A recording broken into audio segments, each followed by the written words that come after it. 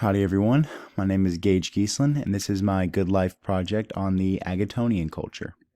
So this culture is a two-tier world type culture, meaning that there is a higher being that is not visually seen by this culture. It's kind of a comparison of more like a god in the Christianity religion, that this higher being is God basically.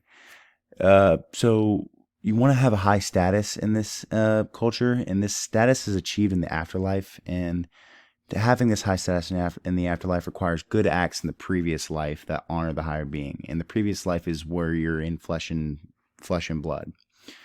So like I said, the higher being is present and well respected, and it's well worshipped, but it's not visually seen with the eyes.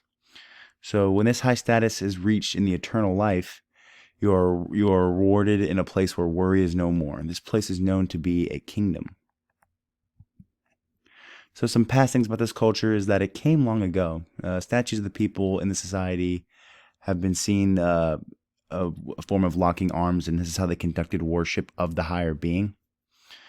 Old locations were discovered that were meant for praising this higher being. Conducting selfless acts will help the chances of getting into this kingdom, and descriptions of this kingdom were found written on rocks. So some present things for this culture. This culture can be seen doing acts that help one another, a lot of selfless acts. Diet consists of a lot of meats that is either smoked or grilled. Culture dresses with cowboy hats and boots and jeans, and maroon and white is a very popular and sacred color choice. It is very frequently worn amongst this culture, and you will see it quite a bit when seeing them. Power is held by a president in the society, and it's kind of a democracy style government ran in this culture.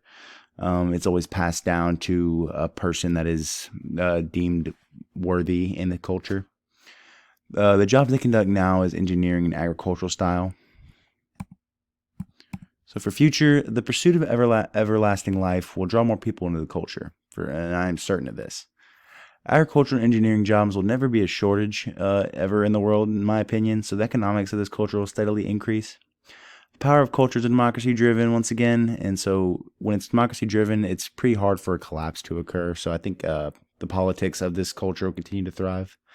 It's also important to say that this culture is growing rapidly. Many people are switching over to, or many people are embracing this culture, and I think soon this could be a world-dominating culture. And yeah, that is my Agatonian culture ethnography. Thank you for listening, and gig 'em.